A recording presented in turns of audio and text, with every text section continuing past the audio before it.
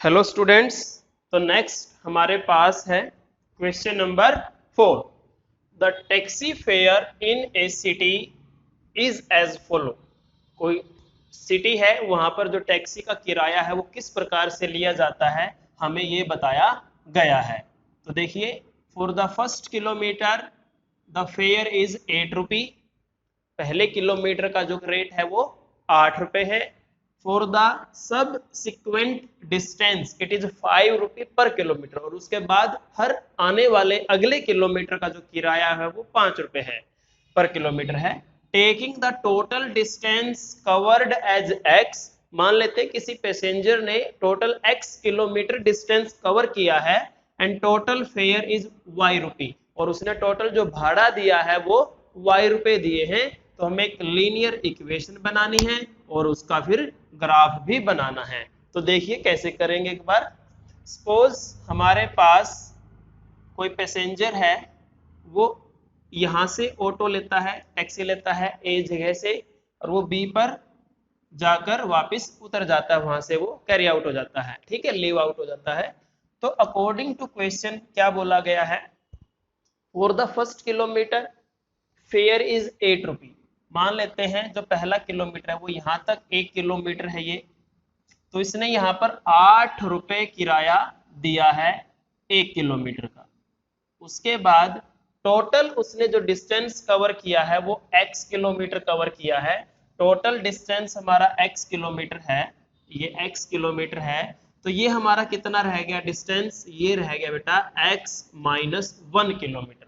Total आप x kilometre आपने travelling की है, तो पहला किलोमीटर आपका 8 रुपए का है, तो बाकी जो C पॉइंट से लेकर B तक का डिस्टेंस x माइनस 1 रह गया। तो यहाँ पर जो रेट है आपका वो है 5 रुपी पर किलोमीटर के हिसाब से।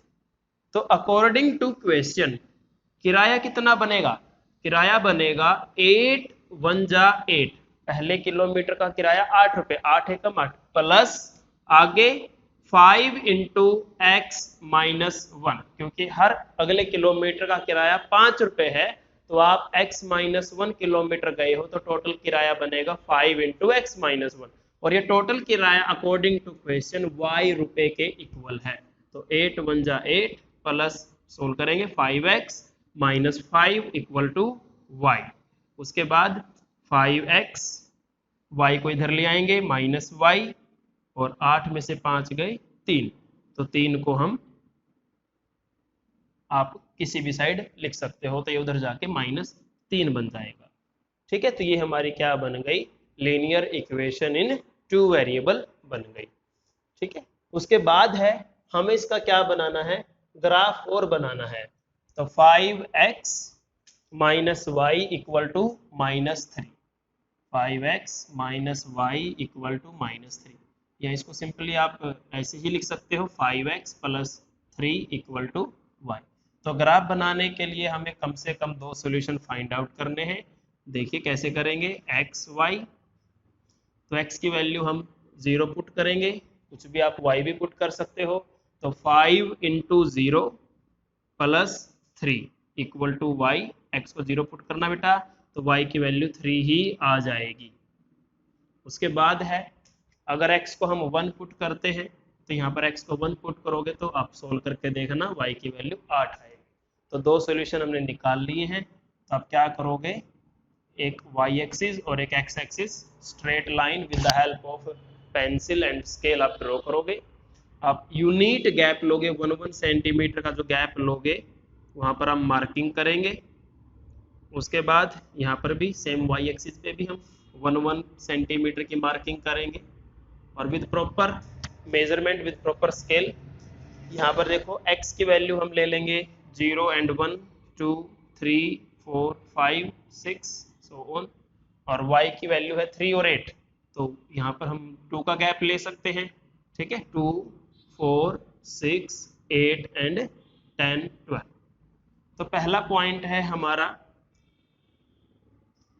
0 3, हमारा जो पहला पॉइंट है वो 0 3 है। तो 0 3 पॉइंट कहाँ पर होगा, वो हमारा y एक्सिस पर होगा, ये 0 3 पॉइंट है। उसके बाद दूसरा पॉइंट है हमारे पास 1 8, तो 1 और 8, तो 1 8 हमारा यहाँ पर 8 और ये 1, तो ये पॉइंट हमारा 1 8 होगा। ठीक है, ग्राफ से आप देख सकते हो, और इन दोनों पॉइंट को हम ज्वाइन करेंगे, स्ट्रेट लाइन ग्राफ हमें मिलेगा। This is our required graph. उम्मीद है ये आपको समझ में आया होगा। उसके बाद है नेक्स्ट क्वेश्चन, फिफ्थ क्वेश्चन हमारे पास है, देखिए, from the choices given below choose the equation whose graph are given. आपके पास पहला क्वेश्चन यहाँ पर दिया गया है, यहाँ पर 4 ऑप्शंस दिए गए हैं और एक उसका ग्राफ दिया गया है। हमें बताना है कि ये जो ग्राफ है वो इनमें से किस इक्वेशन का है, क्योंकि हर इक्वेशन का जो ग्राफ होता है वो यूनिक होता है। ऐसा नहीं हो सकता कि ये जो इक्वेशन है सभी का ग्राफ सेम होगा। ठीक है, तो हमें राइट ऑप्शन चूज करना है। तो आप देख सकते हो इस ग्राफ पर कुछ पॉइंट्स हमें दिए गए हैं, -1 1 0 0 1 -1। तो आपको बताया गया है ग्राफ पर आने वाला हर एक पॉइंट लीनियर इक्वेशन का सॉल्यूशन होता है। जो भी आपके स्ट्रेट लाइन पर पॉइंट्स हैं, they all are the solution of the equation. तो हमें क्या करना है, ये 3 सॉल्यूशंस हम देख सकते हैं। हमें चेक करना है कि ये जो तीनों सॉल्यूशन हैं वो इन चारों इक्वेशंस में किसके सॉल्यूशन हैं। ठीक है, तो ये ग्राफ उसी इक्वेशन का होगा। तो हमारे पास देखते हैं पॉइंट कौन कौन से हैं, -1 1 0 0 एंड 1 -1। तो देखिए हमारे पास जो पॉइंट है -1 1 0 0 एंड 1 -1, तो ये 3 पॉइंट हमारे पास है। हमारे पास इक्वेशन कौन कौन सी है, y = x। तो y = x के लिए हम क्या करते हैं, चेक करते हैं y = x के, हम देखते हैं क्या ये सॉल्यूशन होंगे या नहीं होंगे। तो हमें x की जगह पे -1 पुट करना है और y की जगह पे 1, तो ये इक्वल नहीं है। तो इसीलिए ये जो स्ट्रेट लाइन हमें दे रखी है ये हमारी y = x नहीं है, क्योंकि एक सॉल्यूशन इसका सेटिस्फाइड नहीं हुआ, तीनों ही सेटिस्फाइड होने चाहिए। उसके बाद है x + y = 0। तो आप यहाँ पर x को -1 और y को 1 पुट करोगे, -1 + 1 0, तो यस इट इज राइट। फिर आप 0 0 चेक करोगे तो 0 + 0 = 0, यस इट इज राइट। फिर 1 और -1 करोगे आप check, 1 - 1, it is also right. तो आप देख रहे हो कि जो x + y = 0 है, इस इक्वेशन ने तीनों सॉल्यूशंस को सेटिस्फाइड किया है। यानी कि ये जो हमारा ग्राफ है ये x + y = 0 का है। सिमिलरली यहाँ पर हमारे पास 3 सॉल्यूशन है, -1 3 0 2 2 0। तो बारी बारी से आप पहले पहली लाइन के लिए तीनों पुट करके देखोगे, अगर तीनों ट्रू हैं तो आपको आगे बढ़ने की जरूरत नहीं है। फिर आप सेकंड के लिए करोगे, मे बी अगर पहले में सेटिस्फाइड नहीं होते। ठीक है, तो उसके बाद हम चलते हैं आगे। हमारा 6th क्वेश्चन है, देखिए, if the work done by a body on application of a constant force is directly proportional to the distance traveled by the body, express this in the form of a equation in 2 variable and draw the graph of the same by taking the constant force as 5 unit. Force is 5 units. Also read the graph of the work done when distance traveled by the body is 2 unit 0 unit। देखिए, work done by a body of a constant force is proportional to distance traveled। ठीक है, तो देखिए क्या है, ये आपके 9th class में फिजिक्स में वर्क डन का चैप्टर आता है, तो वहां पर आप इसको स्टडी करोगे। तो यहाँ पर हम थोड़ा मैथमेटिकली आपको समझाते हैं।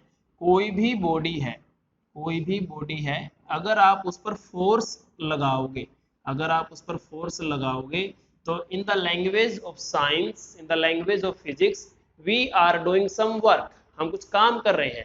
ठीक है, तो वो जो वर्क होगा उसका जो फार्मूला है according to physics, according to science, क्या डेफिनेशन है वर्क डन की, कि work done is directly proportional to distance travelled by the body. कि आपने किसी बॉडी पर फोर्स लगाया है तो डायरेक्ट सी बात है वो कुछ ना कुछ डिस्प्लेसमेंट होगी, कोई ना कोई वो डिस्टेंस कवर करेगी। तो जो वर्क डन है that depend on the distance, it is direct proportion. हमने 8th क्लास में 2 टाइप के प्रोपोर्शन किए हैं, वेरिएशन किए हैं, डायरेक्ट वेरिएशन और इनवर्स वेरिएशन। डायरेक्ट वेरिएशन क्या होता है, जब आपकी दोनों क्वांटिटी एक साथ या तो इंक्रीज हो या डिक्रीज हो तो वो डायरेक्ट होता है, ठीक है। तो work done is directly proportional to distance, जितना ज्यादा डिस्टेंस बॉडी ट्रेवल करेगी इट मीन्स हमारा काम भी उतना ही ज्यादा हुआ है। In the language of physics हम बात कर रहे हैं थोड़ा सा। तो यहाँ पर मान लेते हैं वर्क को हम W से लिखें, एक बार फार्मूला बना रहे हैं हम, तो ये हमारा डायरेक्ट प्रोपोर्शन का सिंबल होता है। अगर हम इसको इक्वल के साइन में चेंज करते हैं, ये थोड़ा सा आप साइंस में सीखोगे आने वाले आपकी वीडियोस में, तो work done equal to force into distance. Proportional के साइन को जब भी हम हटाते हैं तो कोई ना कोई कांस्टेंट उसकी जगह पे लगाना होता है। जब भी हम प्रोपोर्शनल के साइन को हटाएंगे, चाहे वो डायरेक्ट हो चाहे वो इनवर्स हो, तो कोई ना कोई कांस्टेंट क्वांटिटी उसके साथ लगानी होती है। तो वर्क डन और डिस्टेंस के केस में वो जो कांस्टेंट क्वांटिटी होती है वो हमारा अप्लाइड फोर्स ही होता है, ठीक है। तो ये बातें आपको आगे जो फिजिक्स आप स्टडी करोगे थोड़ा वहां समझ में आएगी। तो यहाँ पर तो आप क्या मान सकते हो कि वर्क डन का एक हमारे पास फार्मूला है फोर्स इनटू डिस्टेंस, ठीक है। डिस्टेंस को मैंने एस से लिखा है। हाँ जी, तो हमें जो फोर्स दिया गया है, कांस्टेंट फोर्स दिया गया है, वो 5 यूनिट्स दिया गया है। तो वर्क डन की हम यूनिट यूज कर लेंगे 5s। तो सपोज हम वर्क डन को y एक्सिस पर रिप्रेजेंट करेंगे, तो इसको हम y से रिप्रेजेंट कर लेते हैं 5 एज इट इज, और डिस्टेंस को हम मान लेते हैं x एक्सिस पर रिप्रेजेंट करेंगे। तो ये हमारी जो लीनियर इक्वेशन है वो क्या बन जाती है, y इक्वल टू 5x। तो हमें अब इसका ग्राफ बनाना है y इक्वल टू 5x का। तो देखिए, तो इसके लिए आपको 2 सॉल्यूशन एटलीस्ट फाइंड आउट करने पड़ेंगे।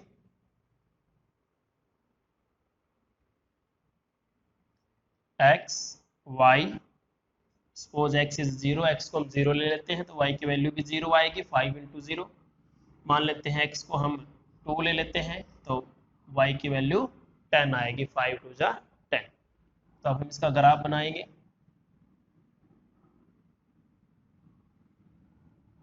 ठीक है, यूनिट स्केल जो आप लोगे 1 सेंटीमीटर का गैप, 1 2 3, यहाँ पर हम ले सकते हैं 2 का गैप ले सकते हैं, 2 4 6 8 एंड 10, आपकी चॉइस है। उसके बाद वो पहला पॉइंट है 0 0, हमारा ओरिजिन हो गया। दूसरा पॉइंट है 2 10, तो 2 और 10, तो ग्राफ पे आप इसको बड़ी इजीली फाइंड आउट कर सकते हो 2 10 को। तो दोनों पॉइंट को हम ज्वाइन कर देंगे, तो ये हमारा क्या आ जाएगा, y इक्वल टू 5x का ग्राफ आ जाएगा। उसके बाद हमें कुछ क्वेश्चंस के आंसर देने हैं। देखिए यहाँ पर लिखा हुआ है, also read the graph of the work done when the distance travelled by the body is 2 and 0। हमें क्या करना है, ये डिस्टेंस है हमारा x एक्सिस पे, हमें ग्राफ की वैल्यू रीड करनी है जब हमारा डिस्टेंस 0 हो और जब हमारा डिस्टेंस 2 हो। तो ये देखिए, यही तरीका है बाय यहाँ पर कि जब x हमारा 0 है तो पॉइंट जो है ये y की वैल्यू भी 0 बन जाती है। जब x हमारा 0 है ग्राफ पे तो इस लाइन पे y की वैल्यू भी क्या बन गई, 0। यानी कि अगर हमारा डिस्टेंस 0 होगा तो हमारा वर्क डन भी क्या होगा, 0 ही होगा। उसके बाद बोला गया है कि आपको 2 यूनिट पे भी रीड करनी है, यानी कि ये 2 यूनिट हमारा डिस्टेंस अगर 2 यूनिट है तो आप क्या करोगे, 2 से डायरेक्ट 90 डिग्री एंगल पर आप क्या करोगे, लीनियर इक्वेशन को जो ग्राफ है उसको ज्वाइन करोगे। जिस पॉइंट पर वो इंटरसेक्ट करेगा वहां से फिर आप एक और पैरेलल लाइन x के ड्रॉ करोगे और वहां से y एक्सिस पर जो आप वैल्यू रीड करोगे। इसका मतलब है भाई अगर आपका डिस्टेंस 2 यूनिट है तो आपका काम कितना हुआ है, 10 यूनिट हुआ है। तो डिस्टेंस अगर बॉडी हमारा 2 यूनिट ट्रेवल करेगी तो वर्क डन हमारा 10 यूनिट होगा। सिमिलरली आप 3 पे भी रीड कर सकते हो, आप 3 पर भी रीड कर सकते हो। यहाँ पर आपका 3 है, 3 से हम एक परपेंडिकुलर y के ड्रॉ करेंगे और यहाँ से जिस पॉइंट पर ये इंटरसेक्ट करेगा ग्राफ को, वहां से फिर हम क्या करेंगे, अपना y की वैल्यू को रीड करेंगे। तो y की वैल्यू यहाँ पर भी हमने शो नहीं करी है, तो 15 आएगी। ठीक है, 5 3 15, क्योंकि यहाँ पर भी आप फार्मूले में पुट करके देख सकते हो, तो y की वैल्यू 15 आएगी। तो इस प्रकार से हम ग्राफ को रीड कर सकते हैं। उसके बाद है 7th question, Yamini and Fatima, two students of class 9 of a school, together contributed 100 rupees towards the Prime Minister Relief Fund to help earthquake victim. Write a linear equation and draw the graph of the same. तो बहुत easy question है। यामिनी और फातिमा ने contribution किया है, 100 rupees का donation की है। तो सपोज यहाँ पर लिखा हुआ है भाई their contribution X and Y, bracket में हेल्प आपको दी गई है। तो यामिनी का कंट्रीब्यूशन आप मान सकते हो एक्स रुपी, फातिमा का आप मान सकते हो वाई रुपी। तो टोटल कंट्रीब्यूशन हमारा कितना हो गया, X plus Y equal to 100 हो जाएगा। ठीक है, एक लीनियर इक्वेशन बन गई है, तो आप इसका ग्राफ बड़े इजीली ड्रॉ कर सकते हो। उसके बाद है 8th question, in the country like USA and Canada, temperature is measured in Fahrenheit, whereas in country like India it is measured in Celsius। हमारे कंट्री में आपको पता है हम सेल्सियस में मेजर करते हैं, लेकिन जो यूरोपियन कंट्री है वहां पर फ़ारेनहाइट में टेम्परेचर को मेजर किया गया है।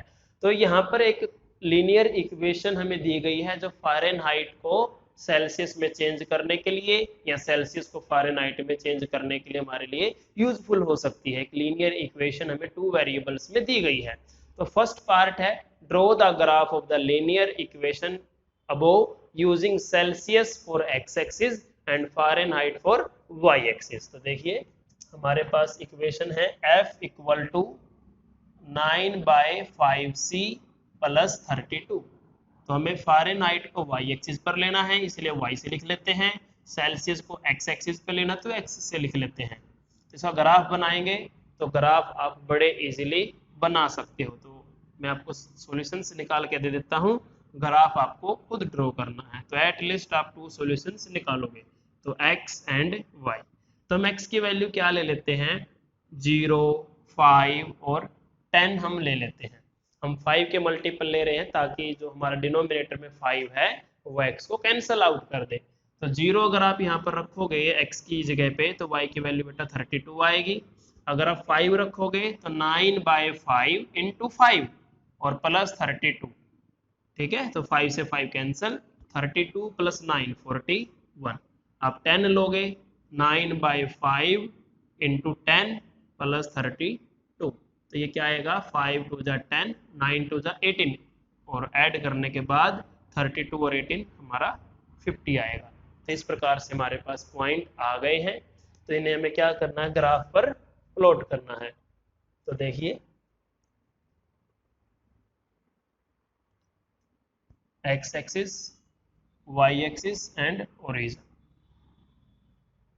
तो हम क्या करेंगे, x पे हम गैप ले लेते हैं बेटा 5 का, 5 10 एंड 15। y पे हम ले लेते हैं 10 का गैप, 10 20 30 40 एंड 50। इस प्रकार से उसके बाद पहला पॉइंट है 0 एंड 32, 0 एंड 32। तो x की वैल्यू 0 है और y 32 है। तो 30 और 40 के बीच में हमें 10 इक्वल डिवीजन करने पड़ेंगे, तो वहां से हमें ये पॉइंट मिलेगा। ग्राफ पे जब हम ड्रॉ करते हैं तो वहां पर हमें बड़े इजीली 32 मिल जाएगा। उसके बाद है 5 एंड 41, 10 और 50।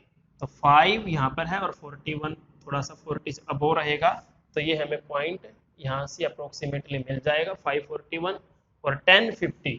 तो 1050 हमारा अप्रोक्सीमेटली हमें ग्राफ पर मिल जाएगा।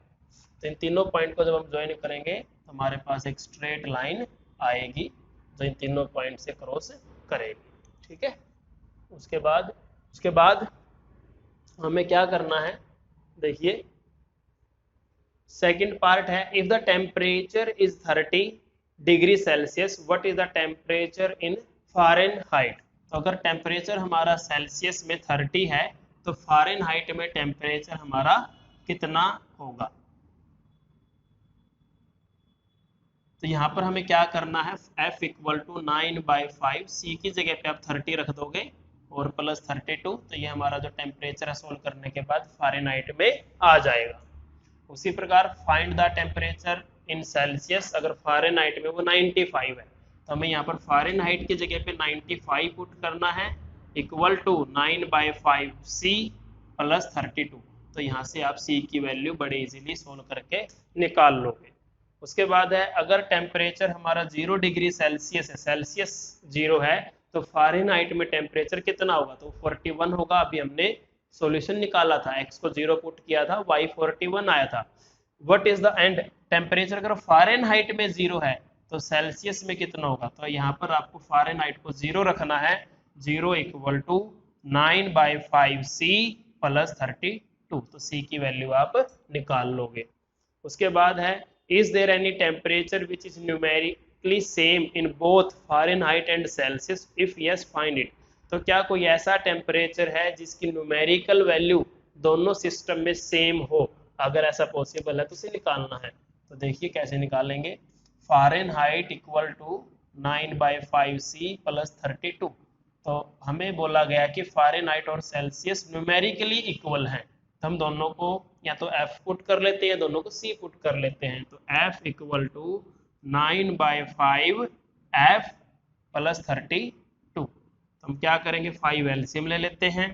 तो 5 1 जा 5, 9F, 32 5 जा 160। तो ये हमारा आ गया 5F equal to 9F plus 160। तो सोल्व करेंगे, -4F इक्वल टू 160।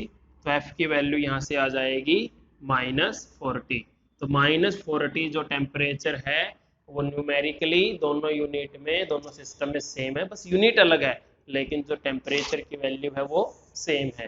ठीक है, -40 डिग्री सेल्सियस और -40 degree Fahrenheit, both are equal to each other. तो उम्मीद आपको ये समझ में आया होगा। तो एक्सरसाइज 4.4 हम कल आपको एक्सप्लेन करेंगे। तो thank you and have a nice day.